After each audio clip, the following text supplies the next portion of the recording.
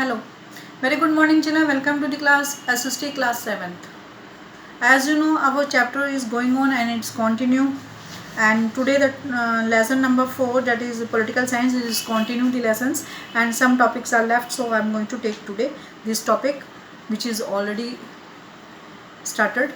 And today the topic which I'm going to take, that is lives of the domestic workers.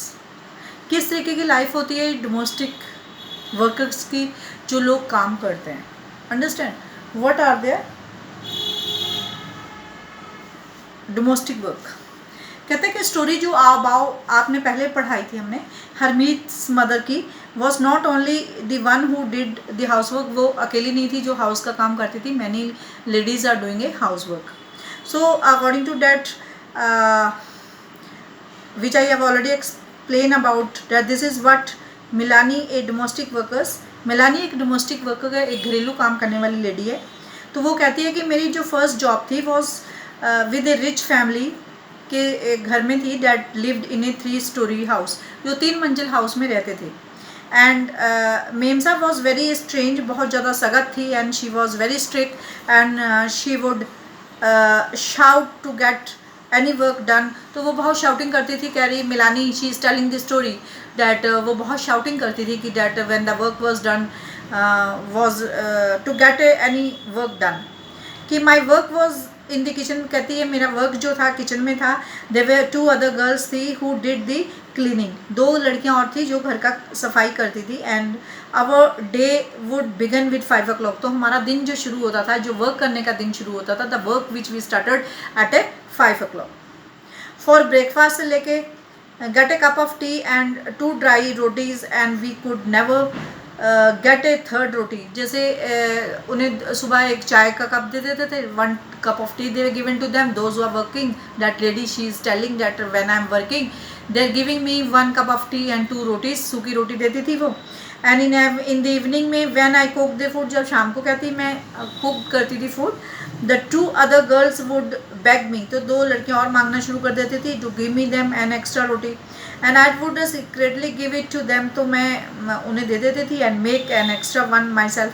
तो अपने लिए जो अपनी रोटी होती थी मैं उन्हें दे देती थी. और then I have to make myself extra roti, extra chapati she has to make. We were so hungry, हम इतने हंग्री हो जाते थे कि आफ्टर, इतनी भूख लगती थी कि after working through the day, पूरे दिन में काम करते थे और 2 रोटी मिलती थी. वी कुड नॉट वेयर ए चप्पल, हम चप्पल नहीं पहन सकते थे घर में.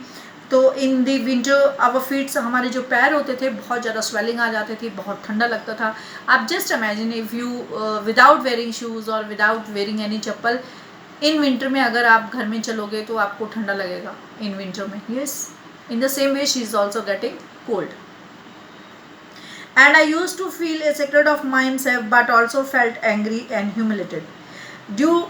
Did we not work all day? तो मुझे उन पे कहती मेम साहब के ऊपर गुस्सा भी आता था और मुझे हमदर्दी भी होती थी. लेकिन क्या हम लोग काम नहीं करते थे? क्या जो हम काम करते थे वो हम डिज़र्व नहीं करते थे? To be treated with some respect, क्या हम डिज़र्व नहीं करते कि हमारी भी कोई रिस्पेक्ट करे? So we also deserve to get a respect. If any people who is working in your house, he or she can also deserve a respect. तो what we commonly term as a housework actually involves many different acts. बात करते हैं कि जो work है, domestic work है या घर का काम है या बाहर का वर्क है, तो इट इज़ जैसे हाउस वर्क को हम डिफाइन करते हैं कि actually involves many different acts. तो घर में बहुत सारे अलग अलग वर्क होते हैं. Number of this tax require है हैवी फिजिकली वर्क, जो बहुत ज़्यादा फिजिकली वर्क किए जाते हैं. इन बोथ रूरल और अर्बन एरियाज़ में वुमन क्या करती है और गर्ल्स क्या करती थी, बहुत दूर से पानी लाना, fetch of water. And in rural areas women and girls carry heavy head loads of firewood, जैसे लकड़ी की बोझा उठा के लाना. तो it is a heavy tax of outside. Tax means work. Tax like many, there are different types of work. बहुत सारे डिफरेंट वर्क्स होते थे. Washing clothes, cleaning, sweeping, picking roads and require binding, lifting and carrying. बहुत सारे ऐसे काम होते थे. Many chores like cooking, chores like cooking involve standing in long hours in front of his hot stove. बहुत देर तक स्टोव के आगे खड़े रहना, काम करते रहना. The work women do it is seriously and physically demanding. The words that normally associated with the men. Sorry. The housework and a caregiving that we do not recognize is that it is very time consuming fact. कि जो घर हम काम करते हैं, बहुत सारा काम करते हैं, फिजिकली वर्क होता है, तो हम इसकी कीमत नहीं समझते, हम इसको समझते नहीं है कि हमारा जो टाइम है कितना कंज्यूम हो रहा है. तो if we add up house work in the work, अगर हम काम में हाउस वर्क को इन्वॉल्व करते हैं तो woman do outside the home, तो वुमन घर का काम भी करती हैं और बाहर का काम भी करती हैं. तो we find that women spend much more time working than the man. इसका मतलब ये है कि आदमी लोगों से ज़्यादा औरतें काम करती हैं. औरतों को घर का काम भी करना पड़ता है लेडीज़ को, और बाहर का काम भी करना पड़ता है. And have much less time of leisure, और उनको खाली समय जो मिलता है लेडीज़ को बहुत ही कम मिलता है in comparison of man.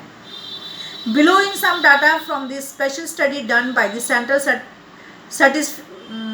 Statistical Organization of India, 1998 and 1999. See if you can fill it these blanks. You can fill these blanks. It is your work. Now I am talking about what are the, one question is there, what are the total number of work hours spent by women in Haryana and Tamil Nadu each week. Each week में womens जो थी तमिलनाडु में कितना काम करती थी, जो कितना टाइम स्पेंड करती थी, कितने घंटे काम करती थी बाय वुमेन इन हरियाणा और तमिलनाडु में हर वीक में.